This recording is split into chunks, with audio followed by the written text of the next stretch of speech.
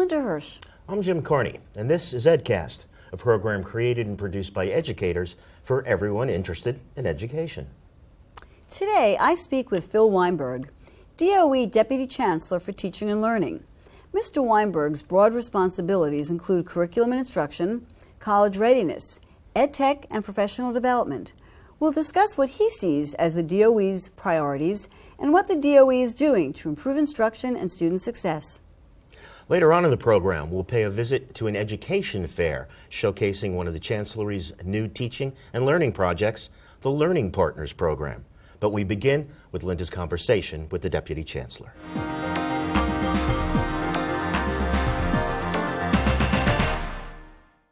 My guest today is Phil Weinberg, New York City Deputy Chancellor for Teaching and Learning.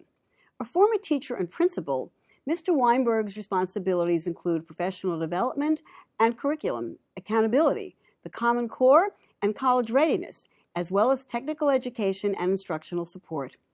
Thank you so much for joining us today on EdCast. It's a pleasure to be here. You have an extensive portfolio, so I'm assuming what are your priorities? If we looked at your to-do list, what does it say? It boils down to two major things. We'd like students to be able to think well for themselves, be independent learners, be able to think clearly, critically, well, and individually. We don't see the end of their instruction as being answering questions for an exam. We see them as being productive members of society who can form ideas on their own. And we think that in order to do that, we know that in order to do that, schools need to be authentic learning organizations. Educators need to be learners. Schools need to be involved in experimenting with how their work works well. And we need to share with each other the best work that we do. We need to think about our professional learning in every aspect of our school day. We need to look at the fact that we have 1,650 schools under our purview as an opportunity to conduct 1,650 great experiments and learn from those experiments and share that learning with each other. That's such a wonderful learning orientation, and I can't help but feel that our obsession with assessment and testing is kind of poisoning that atmosphere in some way. What do you think? Are we testing too much? Is assessment ruining a vision of education and what it really should be like? I think that we're thinking about assessment incorrectly. I think there's too much emphasis on using assessment as a way of rating and ranking people, and much less focus on the power that assessment has to help us know what students know and do not know. Our job, every educator's job, is to assess students. And in fact, when we look deeply at our work, we assess students all the time. We don't assess students all the time in order to rate them every single minute of the day. We assess them so that we know where they are in their learning curve, and we assess them so that we know how to best help them learn more. We need to do the same thing with schools and with teachers. The assessment of the work that happens in schools has to be first and foremost driven by how can we help schools learn? How can we help teachers learn? Our system of teacher development and evaluation needs to emphasize development over evaluation. We have to be able to make sure our first job is to make sure teachers are well positioned to grow and become better instructors. We must assess who's not doing a good job.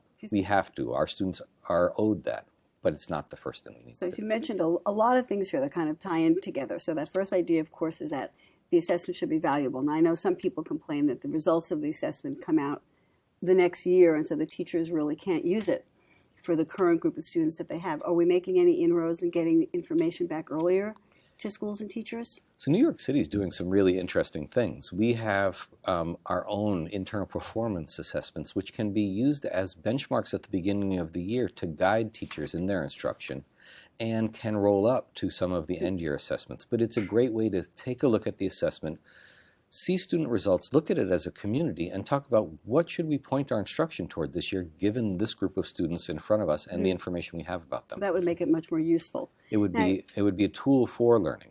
Now, you've talked about professional development. You began to touch on it, which I think is a key point. And I guess it also dovetails with this whole idea of how teachers are evaluated themselves, and it seems to run in the face of good PD for teachers. So let's try to separate those things out. Right now, teachers are getting an awful lot of heat. And it's no surprise to anyone here that the governor has now proposed that the stakes should be even higher for teachers. And their assessment should be based, 50% on the grades that their students get on the tests. What do you think of that? And are teachers taking the heat unnecessarily? And what should we be doing to evaluate them? I think the 50% proposal is a dangerous one because, as our chancellor said, the human touch in evaluation and development is essential. Ship, don't you think? I mean, it's so preposterously high. I wouldn't presume to put my head inside the head me.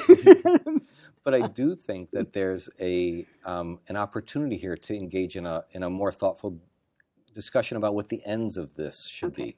We want teachers to grow and improve. We certainly don't want teachers who don't want to work or who can't do the job, and the job is a hard one. It's not one that everyone can do, to continue to work. But we also think that an end-year exam that becomes a high-stake exam for a teacher becomes, in fact, a curricula, because that teacher knows that their job is dependent on it. We don't want testing companies to make our curricula. That's a bad idea. We don't want single-sitting, one-shot exams to be what a teacher thinks about all year as they prepare students to learn. And how can they not if they're being told that their entire assessment is based on that? If 50% of my evaluation was dependent upon one day's test, I'd be hard-pressed not to have that in my mind as I planned every single day for 180 days. I don't want 180 lessons focused on that test. I can see, and I know, as I said, you were a teacher and an AP and a principal, that you really have an educator's perspective on all of this. So when you think about the curriculum, and I know you're speaking as a true educator, and I really appreciate that, how do you think that teachers, it's not just their assessment. If they're teaching to the test, are you concerned that in the current climate we're pushing other subject areas out of the spotlight? People are saying social studies and civics are taking a backseat.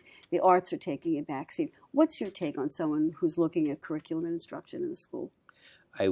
I'm fearful that will happen in the minds of teachers, that what the test looks like should be what their curricula is.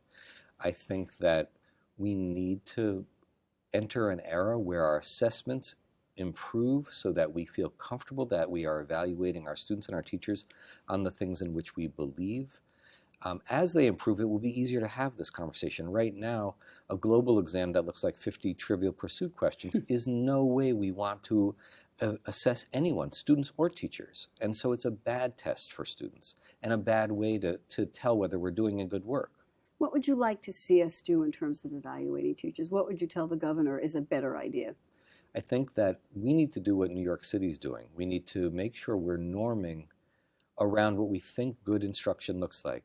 We need to tie our work to a common language, a common rubric that defines good instruction, that makes it available to everybody to know what we believe good instruction is, and then to make sure that we spend a lot of time in and out of classes, both administrators, but I think there's a hidden and untapped potential in having teachers in and out of each other's classes, looking at their work relative to the common language that we've established, and talking to each other about what better looks like. Our best teachers can get better. Our first-year teachers have to get better, and we all need to take responsibility for that happening. Now, would you see that then as part of your vision of professional development for teachers? And let's take a step back. What do you think good instruction looks like? When we're talking about, what does good instruction look like to you? So good instruction looks like someone has prepared a lesson around who's going to come into their room today based on who they knew them to be yesterday and the month before. And they're going to have prepared a lesson that thinks about who they are today and where they could be at the end of the school year.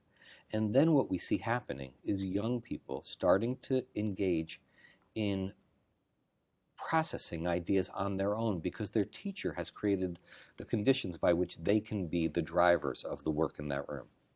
So let's get our teachers then prepared to do that kind of teaching. I know we've had Elizabeth Green on the program, the author of Building a Better Teacher, and she talked about international models.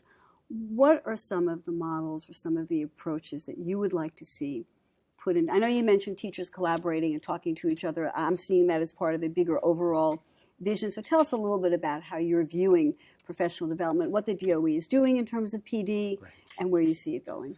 So we want to make sure we think of professional development as professional learning. In fact, we call the office of Professional Learning. We don't call it training anymore. No, we don't call it training, right? Right.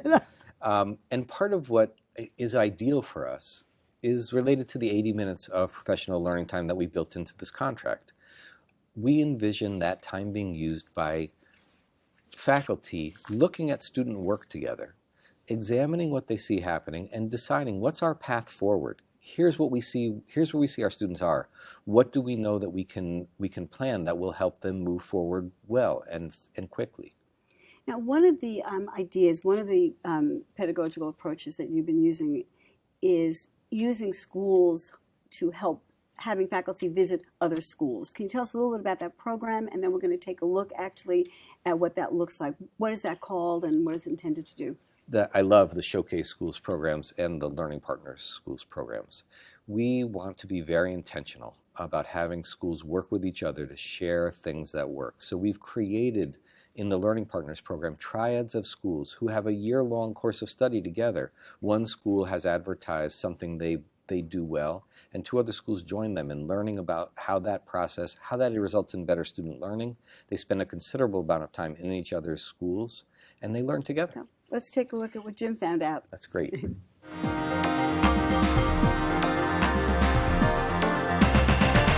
On a recent cold winter afternoon, hundreds of teachers and administrators from dozens of schools across the 5 boroughs met at the Roosevelt Hotel in Manhattan to share their knowledge at a mid-year gathering. The purpose of the meeting was summed up by New York City Schools Chancellor Carmen Fariña. I have to say, I have a lot of ideas when I was offered this job, and this was one that I had been having for years. And it was more like a dream, because I really, really do believe that the best learning is teacher to teacher, principal to principal, and superintendent to superintendent. We can learn more from each other than we can learn from any book or any lecture. But to see it come to fruition and really, really work is more than a dream come true. And I have to say that of all the things we've done, Learning Partners is one of the things I'm proudest of. The New York City Department of Education Learning Partners program is designed to promote inter-school collaborative learning by setting up triads of 3 schools, 1 as a host and 2 as learning partners. The host school identifies a strong learning focus area that it shares with its 2 partner schools. I'm here because we are a part of the Learning Partners program. We are a host school. We've been participating since September, and it's been a wonderful experience to collaborate with 2 other schools. We collaborate with PS9 and PS 159. We're focused on literacy and improving literacy instruction, and it's been a wonderful experience to collaborate with teams, not just with principals, which I've often done, but with teams of teachers and administrators from both schools who come together, share best practices. Like if I go to every kindergarten class, would I see something very similar? Learning focuses for the triads are chosen from 16 different areas based on recommendations of principals, teachers, and staff, and chosen from the previous year's work. Shared areas can range from supporting teacher growth to supporting English language learners, promoting community engagement, strategic planning for school resources, such as staff time, physical plant, and school budgets. Each triad is guided by a program facilitator from the Department of Education. As a program facilitator, I bring the 3 schools in my triad together in order to really facilitate the learning the learning among the different schools. So one of the wonderful things about our program is that we have host schools that are able to really share some of the practices that they're using at their schools, and there are partner schools who are really interested in learning about those, but you also need somebody to kind of put those pieces together and make sure that the learning flows. A critical element of the Learning Partners program is in the process itself. Teachers become better educators as they share their knowledge and techniques with teachers from their partner schools. Chancellor Fariña summed it up this way. You don't get better at something unless you have an audience. When you need to show off for someone else, when you need to explain what you're doing, makes you a more thoughtful person. I remember one of my teachers, who was a very good teacher, but thought she had learned everything there was to learn. When she would get a struggling teacher from another school come in and say, well, yeah, but you have your kids, meaning, PS6 kind of kids, and then I have these kids, and that teacher having to struggle, my teacher, explaining how she would adapt what she was doing for someone else's students, that made her a better teacher.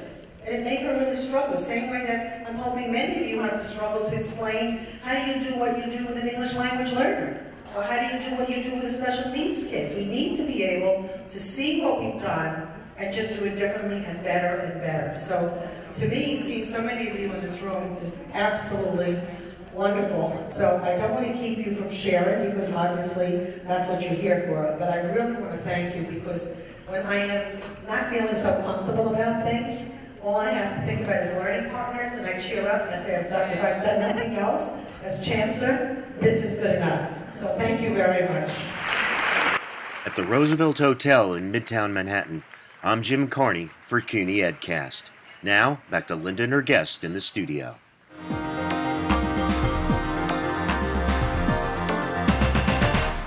What would you like us to take away from this?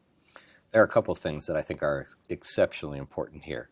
One of the things we should recognize is we've made a consistent and concerted and effort to move away from a culture of competition to a culture of collaboration. This is collaboration in its most beautiful form. We have hundreds of educators in a room sharing with each other what's working, what their struggles are, and how to make sure that they together move our system in a positive way. The other thing that's interesting is the role of the Central Department of Education here is as a support, not as a mandate. We're there to help facilitate the kind of collaboration we know will move schools, but we know the locus of information, the locus of expertise is in the schools. We're there to help one school receive help from another school, not to tell schools how to do their work. Very nice to also acknowledge that schools can learn from one another and that public schools are not just public charter schools, have things to share and to help each other become better at what they do. I think that's really important to recognize that. I would extend it and say we have 1,650 schools who have a great deal to teach the world, and they're doing a wonderful job. Now, in terms of the teachers getting together, we've had this really, I think this is a best practice in the international sense as well. We know that some of the best school systems in the world are using this model of greater collaboration. So I think it just looks to me like something really positive. And as a teacher, I would love to be involved in something like that. But that brings us to the schools that are not working and the issues that are surrounding the schools that are struggling. What is the DOE doing in terms of the struggling schools? It's very consistent with what we want to do in our collaboration programs. We want to provide support.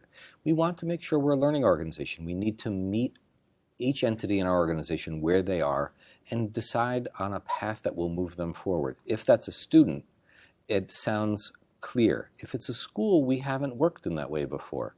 In fact, what we've done in the past is call out what's not working and make it harder for that school to work by identifying it as a poor performing school. Our job now is to go into schools and see what is it that will help that school serve its students better, and how can we facilitate that school moving in that direction. Do you think that the DOE can take care of that ourselves? We don't need to turn these schools over to the state. We don't have that. We can do this job here. Yes. Okay. Now, I know in terms of teachers in general, it's getting harder and harder to find people who want to teach. Now, you were, as I said, a teacher for 13 years at the Telly School, was High School for Telecommunications and Arts and Technology. Arts and Technology. Tell me a little bit about how that shapes who you are today as the Deputy Chancellor, a person who was a teacher, you were an AP, you were a principal. Yeah.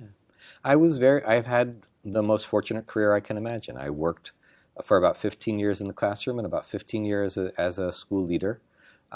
What I saw was we have wonderful, wonderful people who want to work in our schools, both in the school I spent the bulk of my career in, but in the schools I'm visiting 2 or 3 times a week now. And what I see is that the job is a very difficult job, but the people who enter education enter the profession because they want to take on hard work. I think that part of what we need to recognize as a community is that we don't want to make their job harder by calling them names.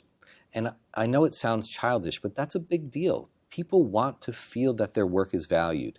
My experience is that there are thousands and tens of thousands of great teachers in this city, and we don't say that often enough. So you want them to be recognized. I think it's quite true with the kind of heat that teachers take. It's really no wonder to me that people don't want to go into teaching. I mean, I can say that. I mean, who would want to? Yes, you don't get any acknowledgement for a very, very hard job. Do you think the job is tougher than when you were a teacher? I mean, it wasn't that long ago, but do you think it's changed? It was 15 years ago since I was a classroom teacher.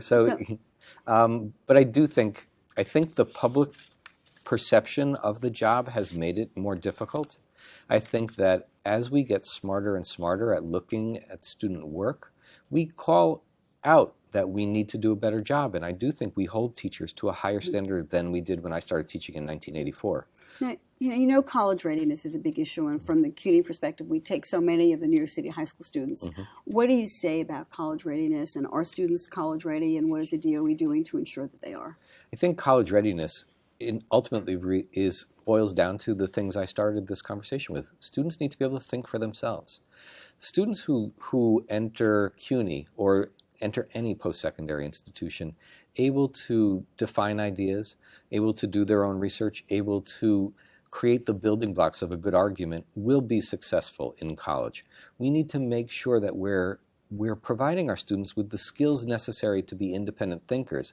They don't lack the intellectual ability to be good college students, but if we train them only to pass multiple choice tests, they will fail in college. So they don't come to us, we feel, as able to do the kind of writing that's required in college. Now, when you were at the Telly School, you did a lot. Their graduation rates went up.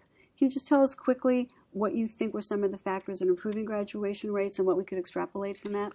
I think that I know that we looked at our work in terms of getting students through high school is never about getting students through high school. We looked at our work as making sure our young people would be prepared to be successful wherever they went after our building. And we began that in the 9th grade. We know that throughout this city, a college degree is probably an essential credential for most of our population. We wanted to make sure our students all knew that they would be prepared to do that, and we wanted to start that in the 9th grade. We saw our full faculty was focused on making sure students were pushed to do as much as they possibly could. One of the things we said was, you will always take the hardest class you are able to pass. And so as a principal, I would have many an argument with a parent about whether their son or daughter needed to be in calculus. No, they didn't need it to graduate from a New York City public high school, but yes, they needed it to be a part of our school because it would be good for them. So you set very high expectations, for one thing, and you're saying your students rose to that expectation. But I'm also saying we had to know who our students were. We took in a wide range of students at telecommunications. I would have been selling people a bill of goods if I said that everyone would get to every single top-level class. It wasn't true. We wanted to make sure we worked with the strengths of our students, and we supported our students where they needed more support. We're so running out of time, and I have so many more things to ask you. I'm going to say quickly, the STEM and the science and the technology fields. I read a recent report that minority students are very attracted to these fields, and yet they do not have the access to the information and the ability to get jobs or to prepare for those fields. What do you say about that? I think that those things are things we are going to work on very strongly right now. We are building out a computer science curriculum. We've opened up a couple of computer science schools, and our summer schools this year are going to be focused on STEM work. And in terms of technology, where's the DOE? Where are we in terms of technology and preparing students? We are establishing a vision for EdTech throughout our school system. We see technology. We see this as a new learning space for our young people. They come in well equipped to speak in a different, text is a different thing for people who are 14 right now. We are going to take advantage of that and help students be able to learn and think with technology because it's going to be an essential part of their lives. With less than a minute to go, I have to ask you, Deputy Chancellor Weinberg, what would you like your personal legacy to be as the person who's in charge of teaching and learning in our system today? I would want us to see ourselves as a learning organization, that we are all learning. We figure out what we need to know, we experiment with how we can get better, we self-assess honestly, and then we try again tomorrow. And I think if we can incorporate that into the minds and hearts of our teachers and our students, we will be a great school system. And I think we're well on our way. Thank you so much for joining us today on EdCast. Please don't go away. We'll be right back with our Ed Bites.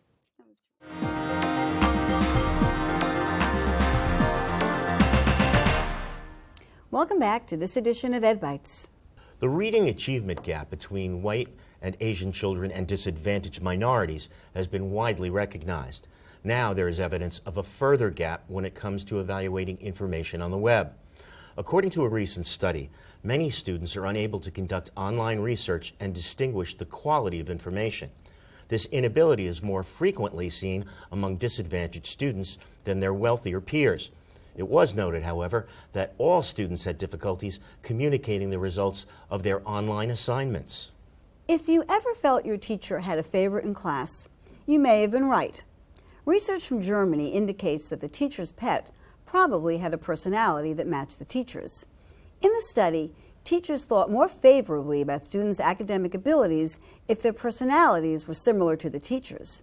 This bias of higher expectations and even better grades for students could hurt other students who don't look or act like the teacher. The study's authors recommend that teachers receive training to help them recognize their biases. Inside Higher Ed reports on more bad news for millennials. In international comparison, America's young adults ages 16 to 34 lagged behind most nations in the areas of literacy, numeracy, and problem solving, often ranking last. Countries that ranked high for millennial scores were Finland, Japan, Sweden, Netherlands, and Norway. The U.S. millennial population included both those with and without a college education. The data show that a college degree is not a guarantee of comparing well internationally. U.S. millennials with four-year bachelor's degrees scored higher in numeracy than their counterparts in only two countries, Poland and Spain. Confirming the suspicions of parents and educators, a new study reveals that children today are reading less. The Kids and Family Reading Report, based on a 2014 survey of more than 2,500 parents and children, found that the number of kids ages 6 through 17 who frequently read books for fun is lower than it was 4 years ago. While more than half of kids ages 6 to 8 are frequent readers, that figure falls to just 14% for kids ages 15 to 17. Spending time looking at a screen seems to be the major factor for the decline, with kids engaged with online games, apps, and smartphones. Not surprisingly, the kids who read the most had parents who were frequent readers. So I guess we not only should not use Wikipedia as an academic source, we should not use TMZ either. Wikipedia is gaining more respectability. It's a good place to start. It's a good place to start. It's a good place to start and then find your. And there are differences between reading on screen and not, right. But that's a whole other topic of conversation. Well, that does it for this edition of EdCast. Until next time, class dismissed.